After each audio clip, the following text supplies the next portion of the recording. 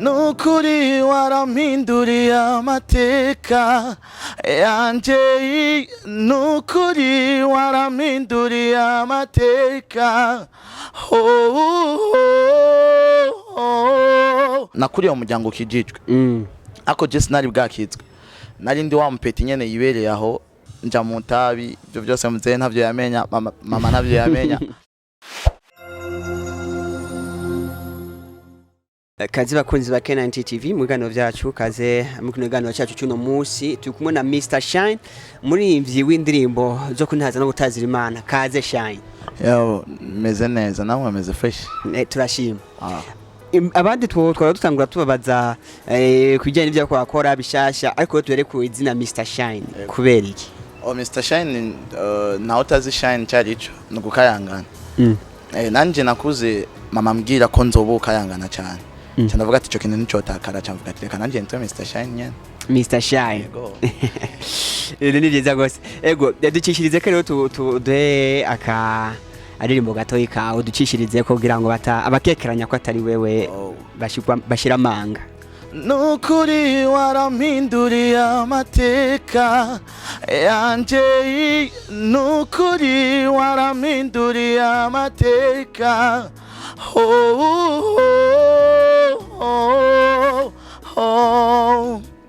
Yanje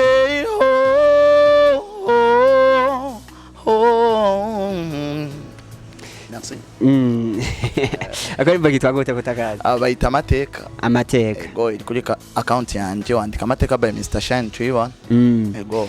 Kugira urimbe amateka tudore kuri yo nyene byaje gute? Narahindura amateka kubera ko nkibwirwa gusa ati uremerewe gukora indirimbo hano hantu nayikoreye muri Agape Records. Numvise umenga ni nk'ibintu bitabaho. Kuko nari wa muntu nari mfise impano yo kuririmba, mugabo ntari gushobora kuronka amafaranga, nta mafaranga nari mfise yo guca ndayikora. Mugabo amateka ya mbere canumva ngo wewe rere ingukorere ngahe indirimbo kandi nca ndayikora for free. Ndavuga ati aya namateka mpinduriyo. Ariko nyuma yaho canibuka ubuzima nari mbayemwo, kuko je papa na mama barakijijwe, nakuriye mu muryango ukijijwe. Ako je sinari bwakizwe, nari ndi wa mupeti nyene yibereye aho, ndagiye gusenga mugabo kuja muri Sunday school, ngiye muri football, ngiye mu bindi vy'wanje, nja mu nzoga, nja mu tabi, ibyo byose muzeye ntavyo yamenya, mama ntavyo yamenya. Ndakubitika nyene, ndaba wa muntu mubi nyene. Ariko aca nkurayo rero Yesu ashira mu bana biwe, candahindirirwa amateka no munsi nyene. Amateka yawe yahindutse neza na neza ryari? Amateka yanje yahindutse 2018. Ya 2018 niho nafata ingingo yo kuvuga ati reka ngaruke mu muryango, kubera ko jewe nari mbayeho igome nitwa ngo ndakijijwe, kandi abantu barambona from barankunda, nari umwana mu rusengero nshitse bavuga ati wa mwana araje, kubera ko nari nakuranye ingabira no kuririmba, navuze ipendo mu rusengero sinzi kuyiza. Nkajegeza sane wana, mugabo muri jewe nari mfite utundi tuntu tutunyanganyanga nakora. Amateka yanje yacegera guhinduka 2018 maze kwitahura, maze kubona ko ibintu ndimwo atanu na hamwe bizonshikana. Yego candavuga ati foke ntekereza. Yego. Ni bande bagufashije kugira ngo uhindurirwe amateka? Ni bande bagufashije kugira ngo uhinduke? Ndafise umugenzi wanje sinoyibagira kumuvuga, bamwita Sadoki. Asengera muri Shemeza kwa Polinaire. Vraiment ntacha takoze, n'umuntu twakuranye tukiri abana, mugabo yarandondera kuko nabanzi kagomba mbwira ibintu byo kugaruka mu rusengero, nkaguma ndamunyegera. Musumwe turahura baba. Aramfata arambwira ati werere wigize byinshi ngomba ndakwereka, arampana nyene n'ijambo. Arambwira ati uribuka wowe umeze uku, uribuka umeze uku. Ndavuga ati kweri ibintu nivyo, kubera ko nta eglise nari ngifise nsengeramo. Candagira arambwira arampanura, vraiment ndanamushimira sana. Hari Sadoki irakoze, ubahwe cyane. Ufise ikintu wakoze kuri Mr Shine, Imana igwezagire cyane gose, ndazo uzobibona. Uwo niwe muntu wa mbere yafashe ya mbere mu guhanura Mr Shine, kuko yarankunda nawe. Yego. Amateka rero yabamaze guhinduka, waciye uhitamwe kuririmba ryari, kurimbira Imana ryari?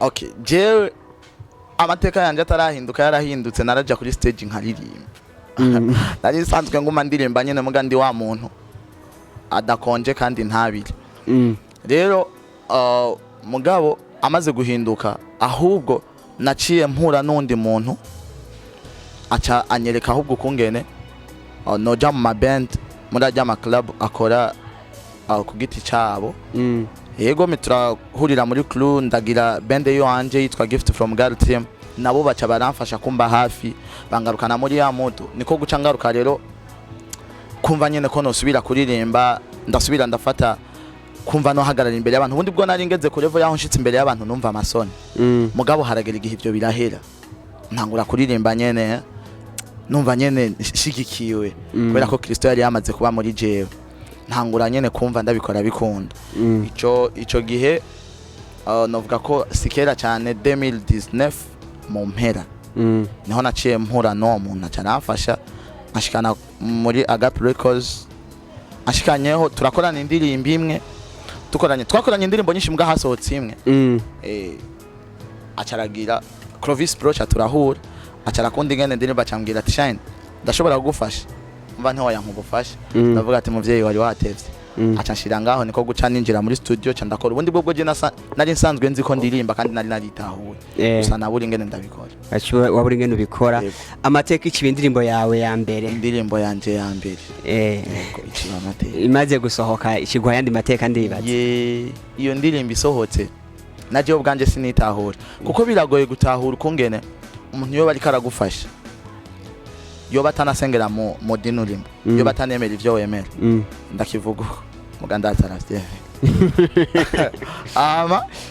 biratangaje umuntu yo caguha promotion ku radio mu gihe yo banawe nyene mumeze uko atemera nawe nyene ivyo wemera mugabo barankorera novuga ngo barankoreye ibintu naje ntarinzi ndavuga ati ibi bintu biri mu Imana kuko wamfashije promotion yari amipro nawe yari mu miziro yego Clovis Pro nawe mu Adventiste umva muga rero baramfashe mu mugongo n'ukuri barankorera ibishoboka ndaja mu biganiro kubera abo yego from novuga ko amateka cyane kubera ko harageze ahantu shobora kuba nicaye muri bisi nkumva indirimbo yanje bayivugije ku radio runaka nkaza numva abantu 6-10 barayiririmbye nkaca nona kuko ntibari banze yego umva yo nayandi mateka nari mpinduro kuko sinari nzi ko byoshika igihe indirimbo yanje ndayumva ingozi ndi bujumbo nkayumva mu rumonge ndi bujumbo mba yari amateka yarahindutse nategezwa kuryoherwa inyuma y'amateka rero waciye ubandanya gute uyu muntu amaze guhindurirwa amateka ubundi bwaca basawa na censo indirimbo bita ndisawa ndabasawa nyene ndavuga ati muri Kristo ndiseshe ndisawa dukikize ko two jewe ndisawa muri Kristo ndisawa jewe ndisawa hey muri Kristo ndisawa yone yari hofa karimbo keza gose inyuma rero ndisawa n'amateka warasohoye n'izindi ndirimbo zishika kuri nka stan hace hazimwe iyo ndirimbo imwe rero nayo campindirwa yandi mateka kuko naciye ndonka umuntu ashutinga ka video ikisohoka ara ka video ko muri studio nararyoye kuko benshi baci bavuga ko mbiya ndirimbo yari yo hawe na ndi yari yo hawe amva cindagirane kubera ko mpindura yandi mateka kwankoreye video nawe yari Logic Jamal nawe nyine no mu misiri umva ivyo bintu biratangaje yego abamiziri banyo bafashe ya mbere kunshigikira kandi ndiko ndavuga ubutumwa bwa Kristo bane bahezagire sana nabo nyine bazokizwa candagirane canja muri eglise yo eglise campurirayo kubera ko naciye ndonka eglise yitwa Vivante y'ahantu bita Isororezo campurirayo n'umuntu bita Faustin ndanamushimira cyane Faustin aramfata mu mugongo kubera ko maze gukora aka video naranse abantu benshi baza baranshigikira ku buryo ngomba sori indi ndirimbo rero izoba ari video nziza cyane yego naciye sori indirimbo bita sinzovunika inyuma yandisawa gituma ntazovunika rero nari ntangwe guhura nandi macanje nibaza none nahindura amateka ndisawa ibi navyo bije gute ko ndavuga ati naho nogwa sinzovunika umutima ukavyimba nuzoturika aho nyoga niho uzoshimika ndavuga ati rero kubera ko ndi kumwe n'Imana ndabizi nubwo nogwa sinzovunika ego amateka yanje rero yagiye arahinduka muri ubwo buryo umva ubu ngeze kuri sinzovunika ariko ngo masori indi ndirimbo vuba cyane vuba yego vuba indirimbo zoza ari kumwe na video nko twemereye ego izo ziri kumwe n'amasanamu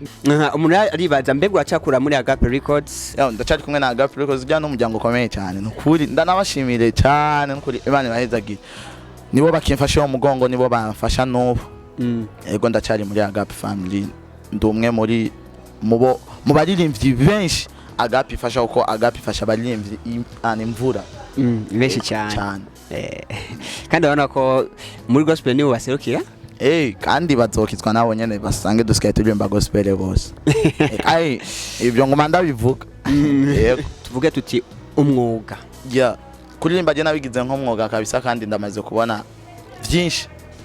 byinshi cyane mpurira ndonka vyimigisha muri ibinyene novuga ko nabifashe nk'akazi yego kugira akazi indirimbo kuririmba muri gospel biroroshe ntivyoroshe kubera ko mbere bigoreye ndakivuge nciye bugufi mbere bigoreye usanga nabo dufashije atamwanya bariko baraduha bajya batwitangiye basha mudufate mu mugongo uciye bugufi cyane nk'ubusaba yego kubera ko mwebwe muradufasha ibi bintu bize birabashikira n'ukuri kandi namwe mwakoze cyane mani bahezagira mugabo je ndashaka kubona no musi Apollinaire agira mu modoka yiwe ariko sindigera ndonka umwanya wo kwicarana nawe ndamaza ati none tonto wewe wayironse gute nivyo bikenewe rero canke nkabona naka abaye huko nkavuga none basi nanje jogenda gute iyo niyo myanya ndiko ndabura yego none umuntu aribaza kandi agatse kuririmbyi cyane cyane kwa ba gospel kumenga abarivyi ba gospel bamwe na bamwe batumaze kubona kandi bavuba hani bacu mu Burundi bishika ahantu bakagwa baguye ukibagira ko bigeze kuba bakijijwe ibyo biva kuki umuntu wese ubundi umuntu aja mu kintu afise ikintu arondera rero ujya yahora aririmba gospel canke yahora yitwa umukiriso akabivamwo agaca asigara umuhuye ntunamumenye ko yigeze basi no kubasenga sinibaza ko Kristo canke amfite Kristo igihe asubira mu ijuru igihe aduzwa yaravuze ngo sinzobasiga mwenyene nzobarungikira umwitsa sibyo uwazokorana namwe bisigura ko igihe cyose ngomba ndekone ndafise ijwi muri jewe rimbwira ati peti ibi bireke iryo jwi rero jewe niryo mpagaciro avuga ati narinde konye uwo mpemu yera rero naronse sinibaza ko bongira baba bamufise kuko none wombwira gute ko ikintu wahora wanga uco usanga wakibayemo baze bandike muri commentaire ya K90TV baze batubwire none vyogenda gute mu gihe ufise umuntu yama akwibutsa buri gihe iyo uryamye iyo uvyutse niwe yama akwibutsa mugo gaco usanga uwo muntu ageze igihumurambiko gaco uvuga ati jewe ndasubira gukubita icupa antuka ntaba yarigeze kuri ino arambaza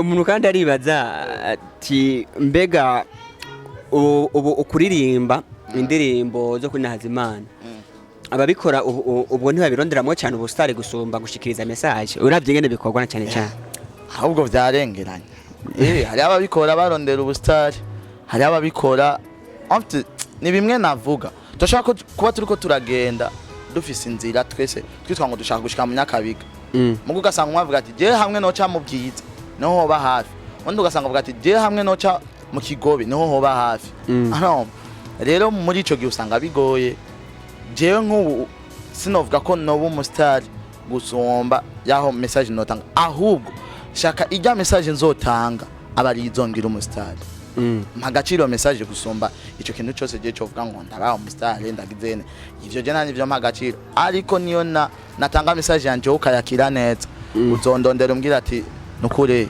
ijya ndirimbo wakoze ni nziza cyamvuga ati merci beaucoup Imana ihabwe icubahiro uzobumenye kandi uzocuvuga ati ijya ndirimbo yanakura izo yumvirize shayiri mu butumwa yego rero ababikora barondera ubustare ndababwira ngo pole sana mu gusozera rero urafisa kubwira abari ko dukurikirana n'abakunzi bawe n'abakunda ibikorwa byawe ubwa mbere reka nshimire mwebwe mwanyitangiye mukampa kino kiganiro. Ndabasaba bakurikirana ibikorwa byanyu hama baje no kuri YouTube ya Mr Shine batibagira gukora subscribe, share, commentaire zanyu mbandazishaka nziza nambi mbandazigomba. Ego hama ndababwira ko ndabakunda cyane kandi ndababwira ngo muri abantu bagaciro. Merci sana. Ni Mr Shine twari kumwe kuri K9 TV umva ko afise igikorwa ciwe gishasha bwagiye gusohoka, afise n'ibyo maze kurangura kandi umva ko bimwe ubutumwa bwiza ndetse indirimbo nziza zifise imideho myiza. Tumushimira cyane rero ni K9 TV. Ciao nabutaha.